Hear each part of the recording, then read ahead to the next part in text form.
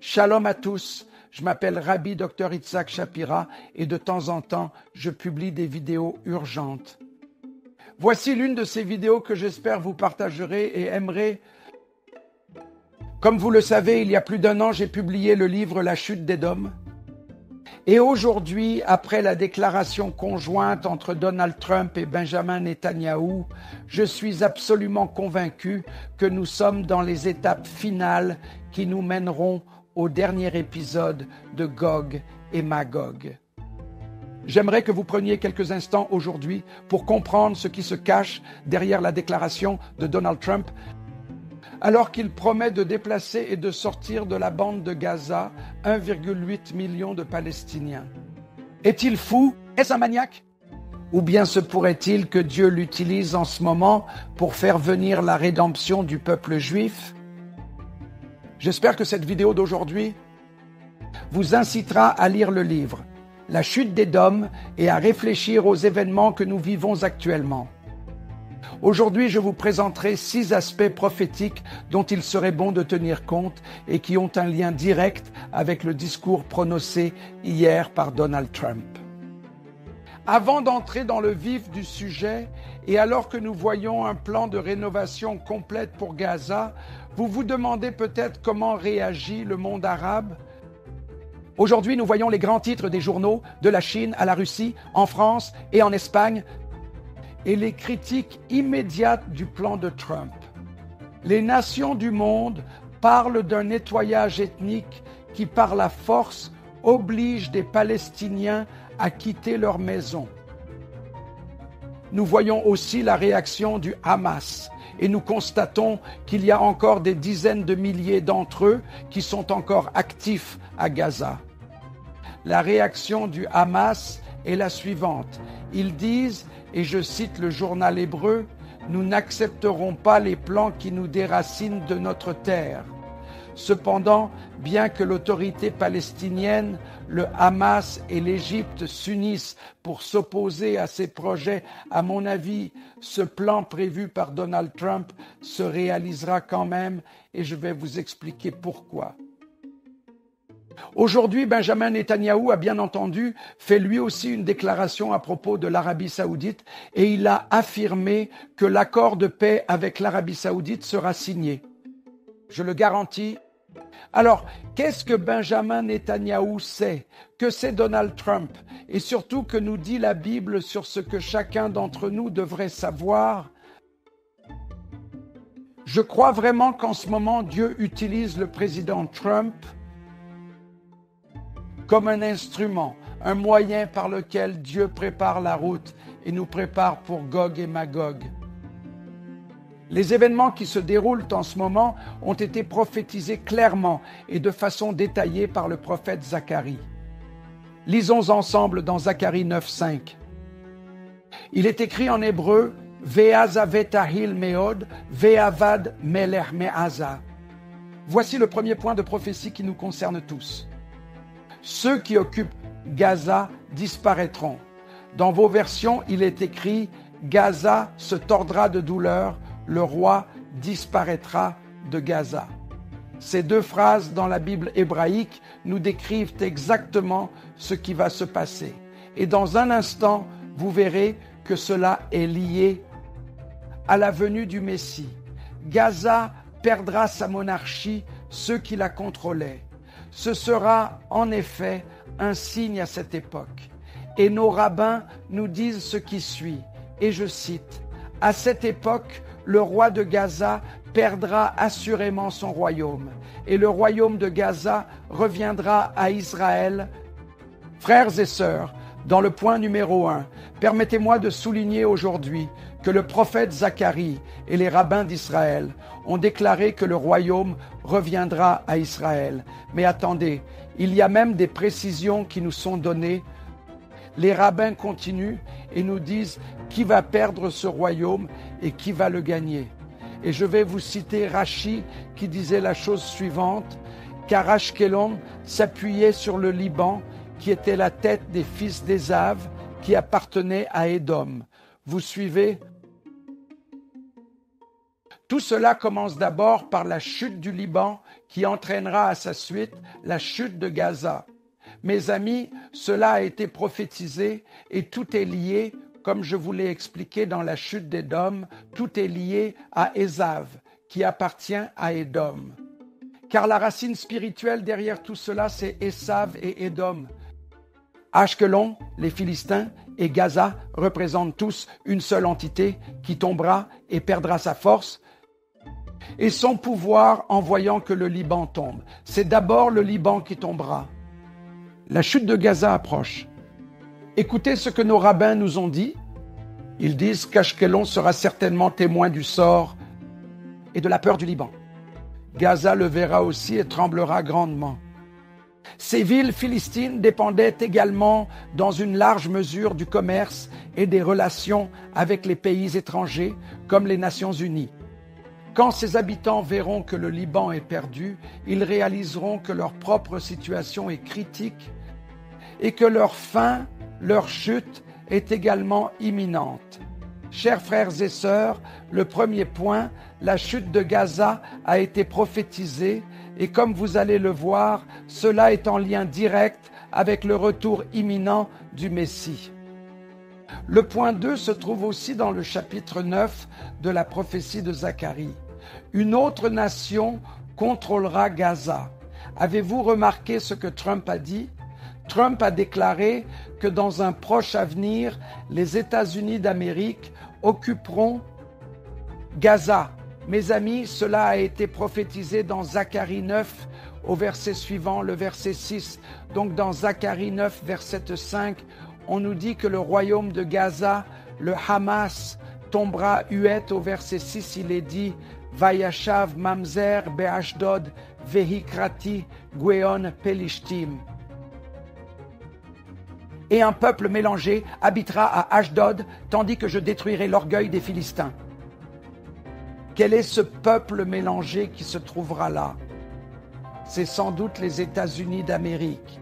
Mais il y a aussi une possibilité que ce peuple mélangé nous parle des Nations Unies, que Dieu nous en préserve. Mais restons bien attentifs. Notez ce que les rabbins nous disent, qu'il y aura à Gaza plusieurs nations, un peuple mélangé. Le prophète utilise ici le mot mamzer. Selon les rabbins, le mot mamzer vient du mot zar, qui en hébreu signifie un étranger. Il y aura, à l'intérieur de la terre d'Israël, un étranger qui va occuper Gaza, exactement ce que le président Trump a dit. Et les commentaires des rabbins disent « Il y aura un mélange de diverses nations qui habiteront à Ashdod, et je détruirai l'orgueil des Philistins. » Nous allons certainement voir cet orgueil du Hamas de Gaza être complètement anéanti. Ce que le président Trump fait en ce moment est certainement en accord avec la Bible et la prophétie. Nous devons comprendre cela. Mais attendez, cela va encore plus loin et nous comprenons maintenant mieux pourquoi le président Trump est à la Maison-Blanche. Nous devons comprendre ce qui va suivre. Point numéro 3. Tout cela nous concerne aujourd'hui. Comment le savons-nous? À cause du verset suivant, Zacharie 9:11, où il est prophétisé que cela se produira au temps des otages, des prisonniers. Je vous lis le texte. Gam at bedam beriter, shilati asirayech mibor en maimbo. Quant à toi, par le sang de ton alliance, je libérerai tes prisonniers du cachot de la citerne qui n'a pas d'eau. Je vous pose une question. Qu'est-ce que la citerne qui n'a pas d'eau? La citerne qui n'a pas d'eau, ce sont les tunnels. En hébreu, il est dit « Ein Mayim », il n'y aura pas d'eau, mais il y aura une fosse. Cela nous parle des tunnels. Et il est dit que les prisonniers seront enfin libérés par le sang de l'Alliance. Frères et sœurs, Israël est aujourd'hui même au milieu d'une guerre sainte. Par le sang de l'Alliance, elle sera gagnée. Mais les rabbins ne s'arrêtent pas là. Ils disent que ceci est à mettre en rapport avec la venue du Messie. Les amis, ces versets qui parlent de ce que fait Trump actuellement sont en rapport direct avec la libération des otages. Et ici, les rabbins expliquent, et je cite, Ce verset parle d'Israël, tout comme il est dit que le roi Messie a été racheté par sa propre justice. Israël sera lui aussi racheté par le sang de l'alliance à laquelle ils se sont accrochés. Israël est racheté par le sang de l'alliance, mais ceci est en rapport avec le Messie. Pourquoi? Parce qu'à la fin de ce passage, il est question du début de la grande guerre finale et de la venue du Messie. Et en fait, le point numéro 4 de cette prophétie nous conduit à ce que je n'arrête pas de répéter, encore et encore, et encore. Toutes ces choses sont une préfiguration de la bataille finale, cette bataille finale de Gog et Magog qui va avoir lieu. Écoutez ce qui est dit ici.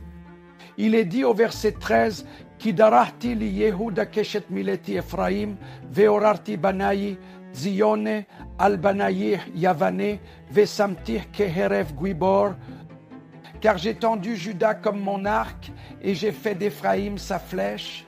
J'éveillerai tes fils, Sion, contre tes fils, Grèce, et je te ferai semblable à l'épée d'un vaillant guerrier. » Faites attention à cela. Ce verset parle de l'arc qui est tendu et dont la flèche s'appelle Éphraïm. Ceci est une image de la plénitude des gentils. Maintenant, remarquez ce qui se passe. Il tend l'arc, il se prépare afin de pouvoir tirer la flèche. Et ici, les rabbins nous expliquent de quoi il s'agit.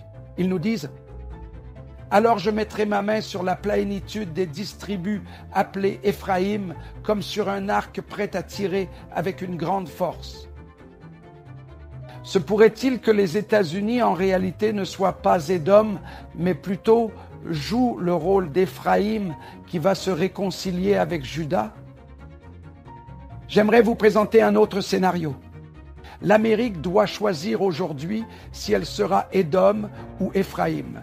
Il y a une possibilité que, à travers ces choses, la plénitude vienne de ceux qui acceptent le plan que le président Trump met en place.